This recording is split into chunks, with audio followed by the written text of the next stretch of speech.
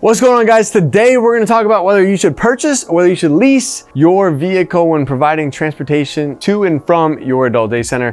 But make sure you like, comment, subscribe, show us that Christmas spirit, show us the love. We appreciate it, guys. You don't have to get us any presents this year. You don't need to mail or send any gifts. Just hit the like button, comment, and subscribe to our channel. My name is Kris, the founder and CEO of ActivAge Daytime Senior Care. And today we're going to talk about whether or not it makes sense to purchase or lease a vehicle.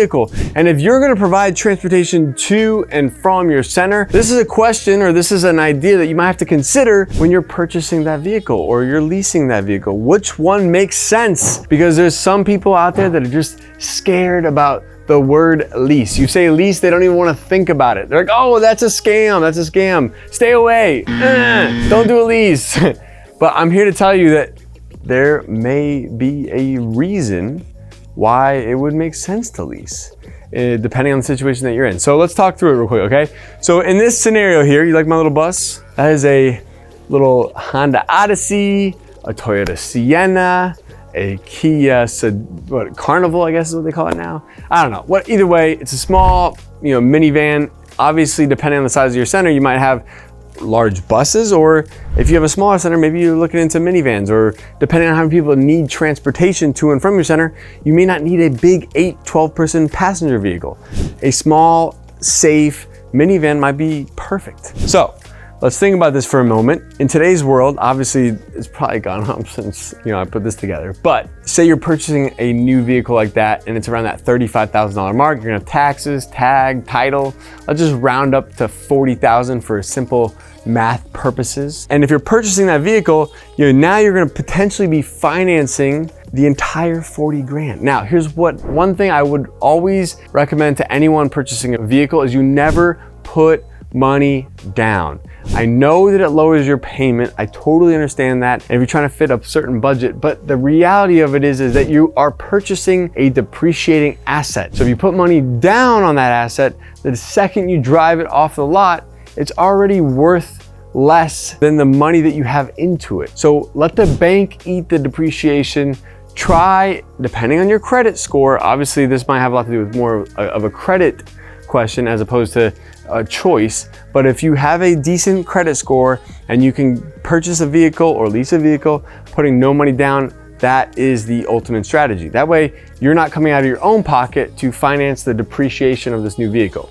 Anyways, so in this scenario here, we're purchasing a vehicle with about a 60-month term at around 4.5%. It might be more than that, guys, especially in today's market. We're putting $0 down and we're getting a monthly payment in the $750 per month range. Obviously, this could be way more. It could be a little less, probably not, but definitely more depending on the term, depending on the interest rate and a lot of other factors. So when you're going into the situation, just understand that when you purchase this, the entire amount that you're financing is the entire amount of this vehicle. It's $40,000 in this case. That is the amount that you're potentially putting on your credit score. Now, obviously, if you're buying this for your business, you want to put it in the business's name. And if the business has the ability to get credit and a loan is willing to extend credit to your business, you should absolutely do that. If for whatever reason you need to be the co-borrower personally and personally guarantee that loan, then you know what? This is gonna show up in your credit score and it's gonna show up for a much greater amount because you're financing the total $40,000 here, okay? So scenario number one, if you purchase a vehicle, this is what it's gonna look like, okay? Does it make sense to have a vehicle, to provide transportation to and from at $750 per month? You're probably gonna have less maintenance costs. The first year or two, you're probably not gonna have to worry about tires and some of those other major maintenance items. But over time, you're gonna have to worry about that stuff. Or does it make sense to lease? So in scenario number two, you lease a vehicle, right? Same $40,000 vehicle, but the thing is, say in this case, you're doing a 48-month lease. That vehicle is gonna have some sort of residual value in the future, okay? Say that residual value in the future is $25,000. So they say, okay, in 4 years, this $40,000 vehicle is gonna be worth $25,000.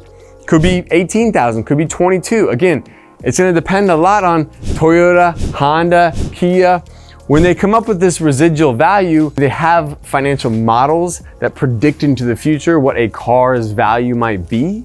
And so it's a projection of what they think, the car's residual value might be depending on historical data. Especially, if you look into Toyotas typically hold their value greater than any other manufacturer on the market.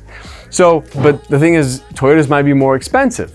So they might have a greater residual value, but a lot of the times this really does come down to what is that residual value. If it's higher, then you might have to finance less. See, so in this case here, a $40,000 vehicle has a $25,000 residual value. So guess what? You're only financing $15,000 of the $40,000 vehicle, right? Because it has this future value that it's worth X 48 months from now. So you're not financing the full $40,000 because you don't own it. You're just renting it, okay? But if you went into it with the mindset that, you know what? My plan is to eventually purchase this vehicle at the end of the lease. My plan is to have this vehicle for as long as it is serviced and maintained and runs. I want to have it for as long as possible. There's no sense in trading it at the end of the lease. So if the plan is to have this vehicle long-term, and right now you're just starting your adult day center and you're short on cash, it might make sense to lease because you're financing a smaller amount. You're initially doing maybe a 48-month term, $0 down, and it's only costing you $450 a month. Now, there's not an interest rate in the lease because typically a lease is just a factor. They don't necessarily tell you what the factor is. There's just numbers that they play with on the back end that kind of come up with what is the monthly payment, what's the residual value, what's the purchase price, and all of those things kind of affect ultimately what that monthly payment's gonna be over those 48 months. So if you're going that route, like this could be a great way for you to get into a vehicle at a much smaller per month price point. Maybe you save $100, $200, $300 per month, $400 per month, depending on the cost of the vehicle and the types of lease programs versus financing programs that they have. Okay, but you get into this vehicle at a lower monthly cost and you're not financing as much, which potentially could have a negative impact on your credit score. Now, I might be able to lease 2 vehicles for the same amount, with the same amount of finance that I could just purchase 1. So this could allow you to potentially have 2 or 3 vehicles that you could run transportation services with, and you could have more options for your members depending on how many people want to use transportation. So not only is it going to allow you to put a smaller amount on your credit, but it's also going to lower your payment. And the beautiful thing about it is that you can write off this entire amount every single month as an expense. Whereas if you purchase a vehicle, you could only write off the interest payments. So any of the amount in this, this $750 a month payment that goes towards principal is not going to be a write-off. It's not going to be an expense. Only your interest payment or your portion of the interest will be an expense on your P&L. So you got tax advantages, you got a lower monthly cost, you're not financing as much. And then ultimately what happens is at the end of this lease, guess what? Now you just go back to the bank and you say, hey, I want to keep the vehicle. And you finance the $25,000 that the vehicle is supposedly worth at that point in time, finance it for another 48 months or 60 months, depending on the bank and the rate and the this and the that. And you keep your monthly payment around the same amount. Doesn't affect your cash flow much. And the cool part is then in another 48 months from now, you own the vehicle outright. And yes, maybe in the long run, you spend more money over time. But when you're first starting your adult day center, cash flow is king. You want to have as much cash flow as you possibly can. You want to reduce your debt burdens. You want to have and increase the likelihood of your ability to go out and actually get additional credit should you need additional credit to finance operating or working capital activities in your business. So being able to go this route using a lease potentially is going to be more beneficial to you, especially in the beginning. It's going to help you with your cash flow. It's going to increase your cash flow And that is so important when you're getting started. So hopefully this was helpful. Hopefully this brought maybe a unique perspective that you hadn't thought about before. If you like this kind of content, make sure you like, comment, subscribe, show a little love. If you haven't already, check out all of our other YouTube videos. Go to adcpro.com, sign up for our monthly webinar, check out our private Facebook group, and if you want to open your very own ActivAge Adult Day Club someday, go to activagecare.com/franchise. We'll see you on the next one. Peace. Hey guys, thank you so much for joining me. If you'd like to learn how to open your own adult daycare center, go to adcpro.com. If you'd like the latest business tips, click here, and make sure you subscribe to our channel, click here. We'll see you guys next time.